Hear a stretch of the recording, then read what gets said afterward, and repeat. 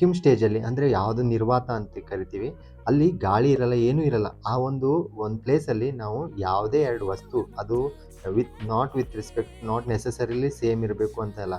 ಇವಾಗ for example ಒಂದು 10 KG ಹತ್ತಿ ತಗೊಳ್ಳಿ, 10 ಕೆಜಿ ಕೆಬ್ಬಣ ತಗೊಳ್ಳಿ.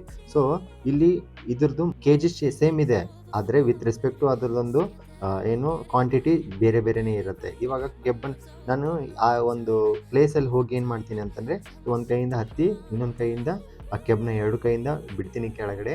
ಸೊ ಆ ವರ್ಕಿಂಗ್ ಸ್ಟೇಜಲ್ಲಿ ಯಾವುದು ಮೊದಲು ಕೆಳಗಡೆ ಬರುತ್ತೆ ಅಂತ ಕೇಳಿದಾಗ, ಸೊ ಯೂಶ್ವಲಿ ಎಲ್ಲರಿಗೂ ಒಂದು ಥಾಟ್ ಏನಿರುತ್ತೆ ಅಂತಂದರೆ, ಸರ್ ಈ ಕೆಬ್ಬಣ ಕೆಳಗಡೆ ಬಂದು ಫಸ್ಟ್ ಬರುತ್ತೆ, ಆಮೇಲೆ ಹತ್ತಿ ಬಂದು ಬರುತ್ತೆ. 10 ಕೆ ಜಿ ಹತ್ತಿ ಬರುತ್ತೆ, ಆಮೇಲೆ 10 K G. Not necessarily 10 K G. ಇವಾಗ 5 ಕೆ ಜಿ ಹತ್ತಿ ತೊಗೊಳ್ಳಿ, 10 ಕೆ ಜಿ ಕೆಬ್ಬಣ ತೊಗೊಳ್ಳಿ, ಅಥವಾ 50 ಕೆ ಜಿ ಹತ್ತಿ ತೊಗೊಳ್ಳಿ, 10 ಕೆ ಜಿ ಕೆಬ್ಬಣ ತೊಗೊಳ್ಳಿ. ಯಾವುದೇ ಒಂದು ಕೆ ಜಿ ತೊಗೊಂಡ್ರು 2 ವಸ್ತುನ ಒಂದು ವ್ಯಾಕ್ಯೂಮ್ ಸ್ಟೇಜಲ್ಲಿ ನಾವು ಕೆಳಗಡೆ ಬಿಟ್ಟಾಗ ಅದು ಯಾವ್ದು ಮೊದಲು ಬಂದು ನಿಲ್ಲತ್ತೆ ಅಂತ ಅಂದಾಗ, so it is both can reach at the same time. 2 same time ಒಂದು ವ್ಯಾಕ್ಯೂಮ್ ಸ್ಟೇಜಲ್ಲಿ ಬಂದು ನಿಲ್ಲುತ್ತೆ. ಯಾಕಂತಂದರೆ ಗ್ರಾವಿಟಿ ಪ್ರತಿಯೊಂದು ಮಾಸ್ ಮೇಲೆ ಈಕ್ವಲ್ ಆಗಿ ಒಂದು ಅಫೆಕ್ಟ್ ಆಗ್ತಿರುತ್ತೆ.